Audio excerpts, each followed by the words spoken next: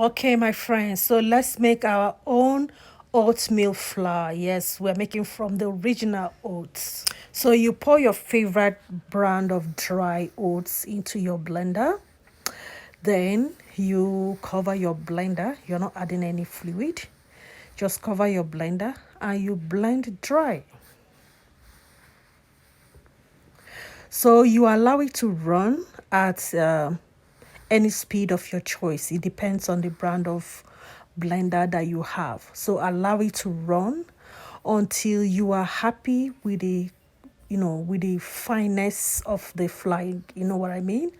How fine you want your oat flour to be.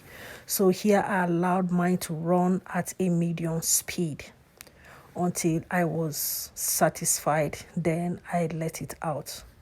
So here I am showing how it is blending and getting all the dry oats to give me that dry oat flour that I am looking for. So here I made two batches of oat flour. So the first batch allowed it to run and I turned it into a very clean dry container of my choice, and then I put a second batch because I wanted to get enough oat flour that will last me for some time.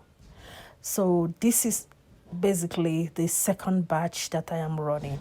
So when I was done and I turned it out, so I poured my very fine oat flour into an old cashew container. Yes, I do recycle if I like them.